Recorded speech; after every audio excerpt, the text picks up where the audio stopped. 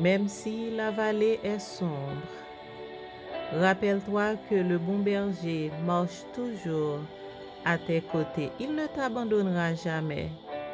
Si tu es en train de traverser par des moments durs, d'humiliation, de détresse et de turbulences, j'espère que cette vidéo va pouvoir t'aider au moment de tes épreuves.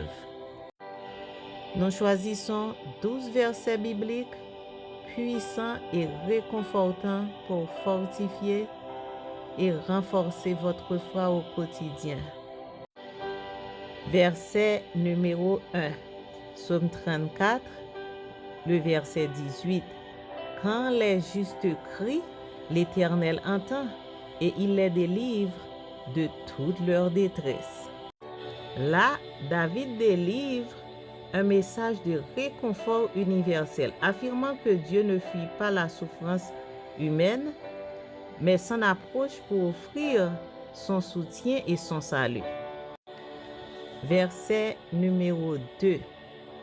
Moïse rassure le peuple d'Israël sur le point d'entrer en terre promise en lui disant: « Ne les craignez point, car l'Éternel, votre Dieu, combattra lui-même pour vous. » Verset numéro 3. Deutéronome chapitre 9, le verset 3. Sache aujourd'hui que l'Éternel, ton Dieu, marchera lui-même devant toi comme un feu dévorant.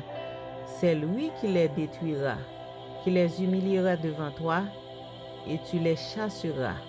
Tu le feras périr promptement, comme l'Éternel te l'a dit.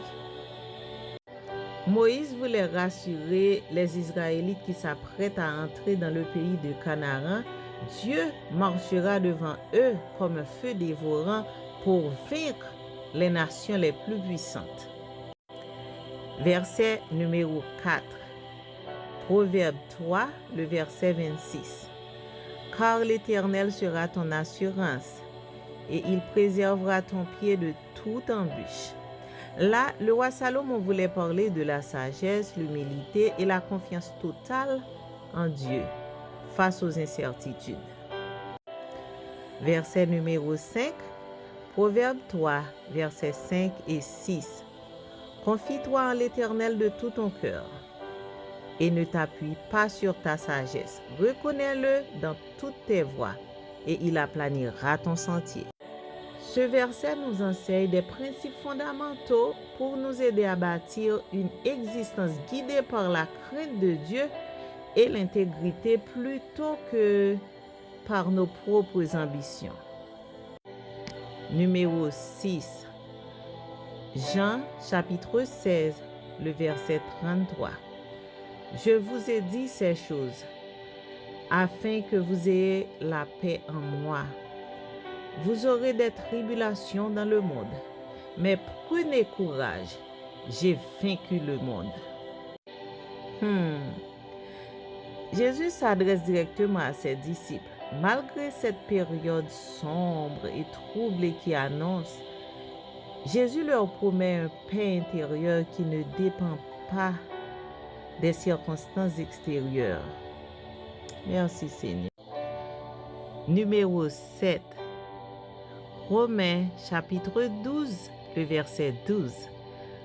Réjouissez-vous en espérance. Soyez patients dans l'affliction. Persévérez dans la prière.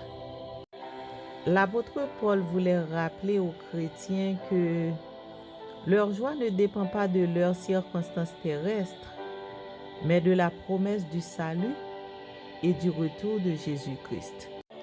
Numéro 8. 1 Corinthiens chapitre 15, verset 58. Ainsi, mes frères bien-aimés, soyez fermes, inébranlables, travaillant de mieux en mieux dans l'œuvre du Seigneur, sachant que votre travail ne sera pas vain dans le Seigneur. Ça, c'est une motivation et en même temps une exhortation de l'apôtre Paul aux croyants. Puisque la mort n'est pas une fin en soi et que la victoire sur le péché est assurée par Jésus-Christ, Les chrétiens sont invités à se consacrer pleinement au service de Dieu. Numéro 9. 2 Corinthiens 4, le verset 16. C'est pourquoi nous ne perdons pas courage. Et même lorsque notre homme extérieur se détruit, notre homme intérieur se renouvelle de jour en jour. Le contexte de ce passage s'inscrit dans un moment de profonde détresse et de persévérance pour l'apôtre Paul et ses collaborateurs. Numéro 10. Philippiens chapitre 4, le verset 13. Je puis tout par celui qui me fortifie. L'apôtre Paul sait que sa vie est en danger à cause de sa foi. Mais il trouve la paix en sachant que sa force vient de Dieu et non pas de ses propres capacités. Gloire à Dieu. Verset numéro 11. De Timothée, chapitre 1er, le verset 6. C'est pourquoi je t'exhorte à ramener le don de Dieu que tu as reçu par l'imposition des mains. L'apôtre Paul se trouve isolé et abandonné par beaucoup. Il écrit pour encourager Timothée qui semble traverser un moment de découragement, de timidité ou de crainte face à la lourde responsabilité de diriger l'église d'Éphèse. Numéro 12. Hébreux chapitre 10, le verset 36. Car vous avez besoin de persévérance. Après qu'avoir accompli la volonté de Dieu, vous obtiendrez ce qui vous est promis. L'auteur voulait juste encourager les chrétiens à persévérer. Il leur rappelle que les souffrances actuelles sont temporaires et que la fidélité de Dieu sera récompensée par l'accomplissement de ses promesses, qui est le salut éternel. Mes amis, les enfants de Dieu, j'espère qu'en écoutant ces versets, ils puissent t'encourager de garder la foi en Dieu et en notre Sauveur, Jésus-Christ.